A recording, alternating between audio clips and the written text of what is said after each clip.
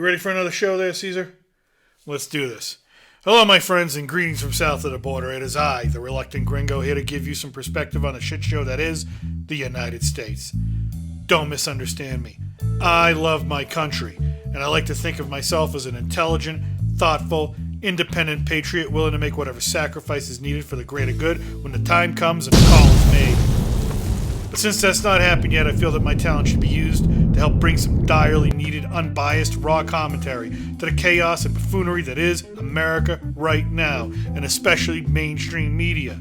You see, being an expat is like seeing a Picasso from 100 feet away. It looks great, except the closer you get to it, the more you realize what a fucking mess it truly is. That's American politics and American culture in a nutshell. They both sound like a great idea until you get up close and see the sausage factory in action firsthand. Since this is my first video, I wanted to talk about the most important news story making its way through conservative media right now, and conversely, a news story that's being utterly ignored by every other media outlet on the planet. That's right. We're going to talk about the legend himself, Hunter Biden. Hunter has become what the left has told us to hate the most in the first place. Toxic masculinity wrapped up in white privilege. But that half of the country wants us to believe that he's a lost, misinterpreted, artistic soul with a genius-level acumen for business. Half the world would have you believe us that Hunter Biden is the worst person in the world. You suck! Everyone is wrong. Hunter Biden is not the Antichrist, and he's not Elon Musk. No, the truth is, Hunter Biden is a flawed human being who's made incredibly dumb and incredibly ballsy choices in life. Now, Hunter's life, while one of privilege that 99% of the planet could never relate to or imagine living, started with tragedy. He suffered a fractured skull at the age of 2 while in a car accident that killed his mother and his baby sister. Now, while I have empathy for Hunter in this regard, personal tragedy is a common thing that most of us must overcome in some way or another. So Hunter had to as well. And he got lucky. He attended Georgetown. Then he attended Yale Law School. The scion of the Biden family seemed to be on his way to a great and productive life. But then it began to all fall apart. He joined the Naval Reserve, while his father was vice president of these United States. But on his first day, he tested positive for cocaine and was immediately discharged. Then his brother Beau died of brain cancer.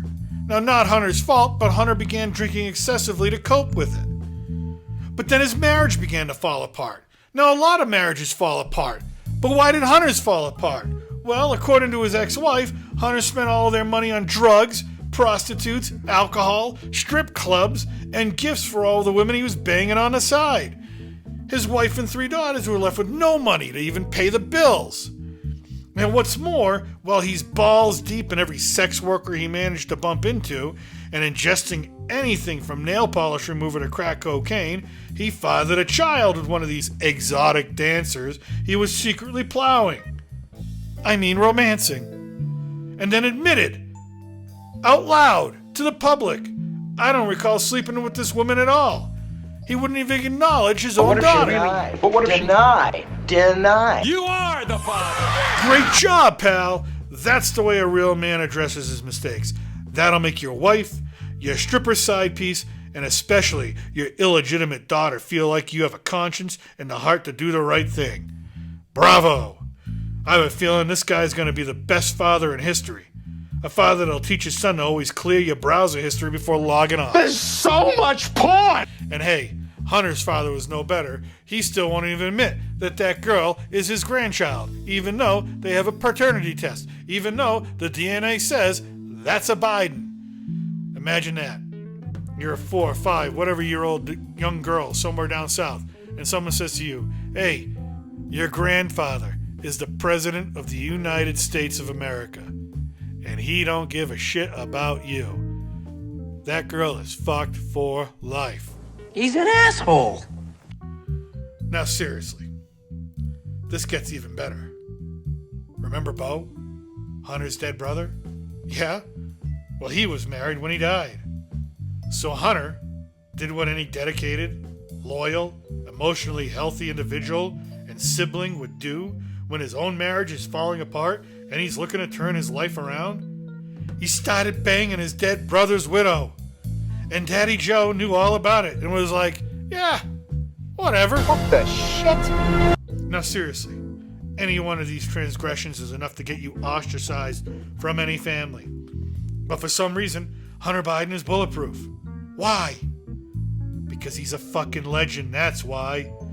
Someone who dared to be this reckless, dared to be this callous, dared to be this self-destructive, this utterly rock and roll, quickly moves beyond scumbag status to Hall of Fame myth. He's like a Hollywood A-lister. He's known for his partying ways, his phone book-sized listing of pussy calls, his narrow escapes with the law, and even cheating death a time or two. Seriously, I know you want to hate Hunter, but these aren't the reasons why. At this point, you just want to shake the man's hand. Well, maybe you don't want to touch his fucking hand. At this point, you just want to salute him for his brazenness, not as a gesture of condoning his actions or out of pure envy, but in the same way you salute a daredevil jumping a motorcycle over 40 fucking school buses and living to tell a tale. The same type of respect you give to a test pilot who straps himself in the cockpit of an experimental airplane and says, fuck it, let's try Mach 10. I'm feeling lucky today. So no, we do not hate Hunter Biden for these transgressions. We are not his family. We have no agency here to hate him. We are merely observers of this drug-fueled, XXX-rated, middle-finger gesturing, family-demolishing saga that passes for political news in the United States nowadays. No, the real reason why we hate Hunter, and his father by extension, is the same reason we admire them. They got away with it, with only relatively minor cuts and scrapes. It's the oldest double standard, the hypocritical nature that is being a member of the elite. That is why we hate Hunter, and that's why more than half the country is furious at his father. You're a cunt. Well, that and the economy, the wars, the gas, the taxes, the border, and for trying to take away our gas stoves and our coal-fired pizza. In addition to all these personal issues, Hunter has admitted to tax evasion and felony gun possession. The gun charges alone carry a maximum sentence of 10 years, never mind the tax evasion charge. The Congress and the Justice Department are still investigating him for possibly taking millions of dollars in exchange for access to his father when he was vice president. I don't know how the man does it. I'm fucking impressed. A few beers and I need a nap. This guy's huffing every fucking chemical from underneath the kitchen sink while allegedly negotiating $1 million political bribery schemes with his family and agents in both China and the Ukraine. I mean, never mind the bags of cocaine being left all around the White House like breadcrumbs in a shitty fairy tale. You know, like I said, what a fucking legend. But here's the point of it all. He's been caught, and we all know it. Even those in politics and in the media that don't want to admit it, they know it. He has not been convicted of everything, but he has pled guilty to some things. And if he was poor, like the rest of us, he'd be in jail. If he was poor and black, like some of you, he wouldn't even get a trial. He'd still be sitting in jail waiting for a trial without a lawyer, without bail. He'd just be fucked for life. Now seriously, just the tax charges alone would be enough for the IRS to come down on us lower 99% and roto-rooter us like my name is Ving Rhames and this is the movie Pulp Fiction. Nah, man. I'm pretty fucking far from okay. We wouldn't stand a chance. We would be the government's bitch. That is why Hunter Biden is a news story. That is why we pay attention. That is why trust in the government is eroded to the strength of a wet paper towel. And for half the country, if they cannot take out their frustration on Hunter Biden, then we know, come November, they can take it out on his partner and his enabler, the big guy. From somewhere south of the border, thank you for listening, and take care of yourself. Salute. Hasta luego.